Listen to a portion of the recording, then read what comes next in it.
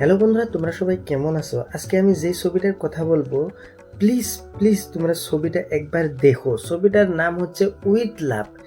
এই ছবিটা এখন নেটফ্লিক্সে অ্যাভেলেবল রয়েছে, কিন্তু মজার ব্যাপার হচ্ছে এই ছবিটা হিন্দি ডাবেও অ্যাভেলেবল রয়েছে। এবার ছবিটার গল্পর কথা যদি বলি, তাহলে অনেকেই হয়তো 96 মুভিটার কথা মনে করাতে পারে, কারণ ওই ছবির প্লটের সাথে কিছুটা সিমিলার ভাইব এখানে রাখা হয়েছে।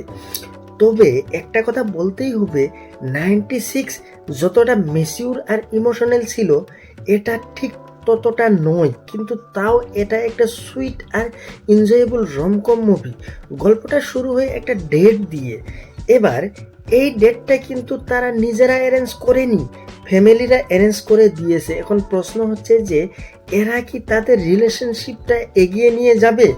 মজার ব্যাপার হচ্ছে, ছেলেটা আর মেয়েটা একই স্কুলে পড়াশোনা করতো, কিন্তু তারা একে অপরকে চিনলেও খুব ক্লোজ ছিল না। কিন্তু তারপর যখন ব্যাক স্টোরি শুরু হয়, তখন জানা যায় যে ছেলেটার আগের একটা ক্রাশ ছিল, যার নাম হচ্ছে আনিশা। কিন্তু বর্তমানে যে মেয়েটার সাথে সে দেখা করেছে, তার নাম হচ্ছে মনীষা।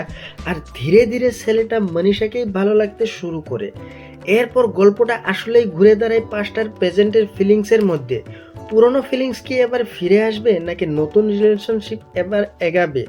এগুলো জানতে হলে অবশ্যই আপনাকে নেটফ্লিক্সে গিয়ে দেখতে হবে সিনেমাটা। এবার যদি পজিটিভ দিকের কথা বলি, এই ছবির সবচেয়ে বড় শক্তি হলো এর ভাইব। গল্পে খুব বড় টুইস্ট না থাকলেও একটা সিম্পল কিন্তু গুড ফিলিংস দেওয়া যায়।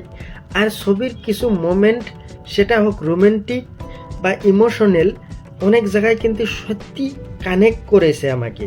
সেই জন্য প্লিজ আপনারা একবার এই ছবিটাকে দেখুন, আপনাদের সত্যি অনেক অনেক ভালো লাগবে। এবং বন্ধুরা, আপনারা এরকম মজাদার মুভির জন্য এবং রিভিউর জন্য অবশ্যই আমার চ্যানেলটা সাবস্ক্রাইব করবেন। ভালো থাকুন, সুস্থ থাকুন, বাই বাই।